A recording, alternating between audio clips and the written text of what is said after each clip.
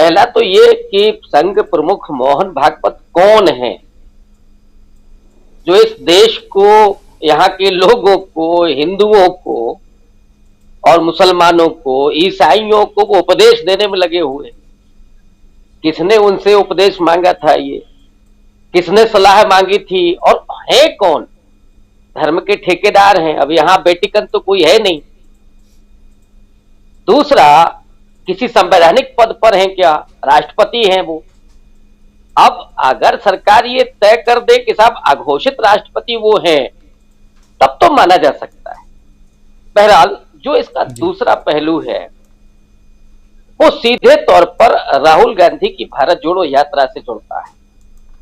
राहुल गांधी जिस तरह से पिछले 4 महीने से नहीं बल्कि उसके और पहले से, जब से उन्होंने इस बात को समझ लिया है कि इस देश में एक वैचारिक संघर्ष चल रहा है और बिना विचारधारा की लड़ाई लड़े इस देश में ये जो आतंककारी सत्ता है, ये जो जन विरोधी सत्ता है, इसको उखाड़ करके फेंका नहीं जा सकता। इसीलिए उन्होंने संभवतः 1 साल पहले हिंदू और हिंदुत्व के बीच के फर्क को बताया था। वो एक एकेडमिक बहस थी, उसको लोग ठीक तरह से नहीं समझ पा रहे थे, इसलिए उन्होंने उसको छोड़ दिया। लेकिन इस यात्रा में बहुत सरल शब्दों में वे आरएसएस और भारतीय जनता पार्टी पर प्रहार कर रहे हैं और ये कह रहे हैं कि जो आरएसएस बीजेपी है वो नफरत के आधार पर राजनीति करती है। इस देश को उसने समुदाय के आधार पर, जाति के आधार पर, भाषा के आधार पर विभाजित किया है और इससे देश का नुकसान हुआ है, यहाँ के सौहार्द को नुकसान हुआ है, यहाँ के प्रेम को नुकसान हुआ है और समग्रता में मनुष्यता को नुकसान हुआ है। अब मोहन भागवत जो सफाई दे रहे हैं, लेकिन वो सफाई उस तरह की नहीं है। उस सफाई में पूरी कटुता भी मौजूद है और वो भी अपने उस वैचारिकी पर कायम है। उन्होंने जो कहा कि मुसलमानों का भी ये देश है और दूसरी तरफ वो कहते हैं कि मुसलमानों को अपनी उस वर्चस्व की विचारधारा को छोड़ देना चाहिए।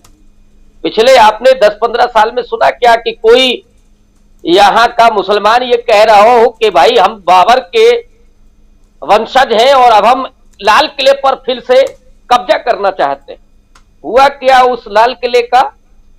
जो राहुल जी ने कहा था ना कि लाल किला भी बिक गया, तो आपने तो वो लाल किला भी बेच दिया जो इस देश की धरोहर है। लेकिन फिर भी मुसलमानों को बदनाम करना कि गोया वो कह रहे हैं कि नहीं साहब, हमारी जो संस्कृति है वो दुनिया में श्रेष्ठ है और हम इस देश पर कब्जा करेंगे, दूसरे लोगों को दोयम दर्जे का रहना होगा। ऐसा न तो ईसाइयों ने कहा, ना मुसलमानों ने कहा, लेकिन मोहन भागवत ये कह करके वो सावरकर और गोलवलकर को जरूर शायद बचा रहे हैं या उनकी बात को दूसरे ढंग से रख रहे हैं। ये सावरकर ने 1923 में आने वाली अपनी किताब हिंदुत्व में सीधे तौर पर लिखा है कि इस देश के असली मालिक हिंदू होंगे और मुस्लिम, ईसाई और कम्युनिस्ट का भी इस्तेमाल किया है मोहन भागवत कि ये 3 इस देश में नहीं होंगे क्योंकि इनकी पितृभूमि और पुण्यभूमि भारत में नहीं है। गोलवलकर ने थोड़ा सा इसमें परिवर्तन किया था और उनका मानना था कि अगर मुसलमान रहना चाहते हैं तो रहें, लेकिन दूसरे दर्जे के नागरिक होकर के उनको रहना पड़ता। ये जो बार बार आरएसएस करती है और जो आपने शुरू में जिक्र किया था कि वो संविधान को मानते हैं कि नहीं मानते हैं, तो बहुत बड़ा सवाल आपने उठाया कि ये देश संविधान से चलेगा या मोहन भागवत के उपदेश से चलेगा कि ऑर्गेनाइजर और 5 जन में आप उपदेश देंगे उस आधार पर देश चलेगा। अरे भाई, इस देश को चलाने के लिए एक संविधान है। तो ये सीधे तौर पर मोहन भागवत, बाबा साहब डॉक्टर अंबेडकर, उनके संविधान, उनके विचारधारा पर भी हमला कर रहे हैं।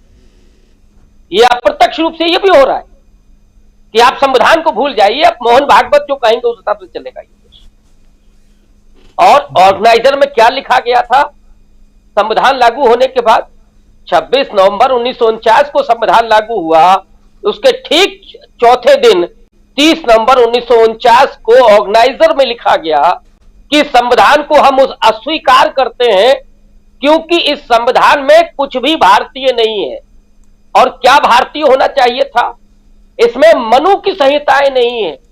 तो ये वो लोग हैं जो इस देश में मनुवाद स्थापित करना चाहते हैं, मनुस्मृति के सिद्धांतों को स्थापित करना चाहते हैं।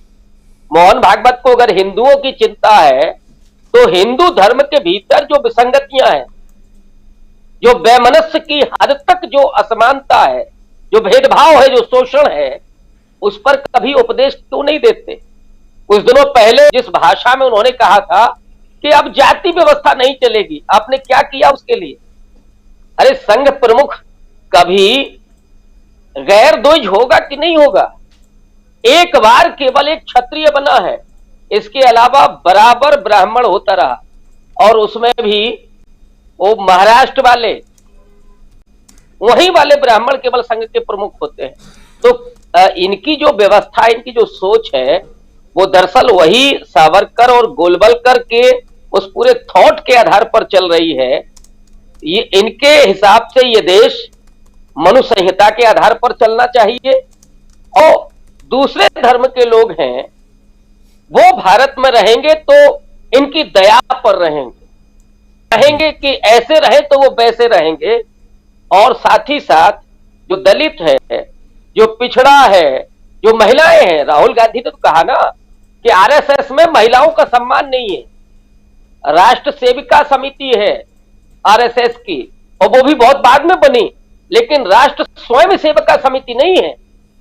ये तो राष्ट्रीय स्वयंसेवक संघ हो सकता है, माने पुरुष तो स्वयं सेवक हो सकते हैं, लेकिन महिलाएं स्वयंसेवक नहीं हो सकती, उनको अधिकार नहीं है निर्णय लेने का। तो ये पुरुषवादी, दक्षिणपंथी, ब्राह्मणवादी और इस देश में सत्ता परक जो विचारधारा है आरएसएस की, उसी का खुलासा मोहन भागवत एक बार फिर से कर रहे हैं।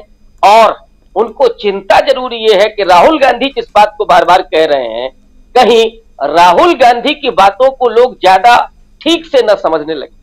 लेकिन राहुल गांधी संविधान के इतर बात नहीं कर रहे हैं, राहुल गांधी बार बार संविधान की बात कर रहे हैं। मोहन भागवत का ये तो मैं जानता हूं कि भरोसा नहीं है संविधान पर, बाबा साहब के विचारों पर उनका कोई भरोसा नहीं है, बल्कि उससे द्वेष करने वाले ये लोग।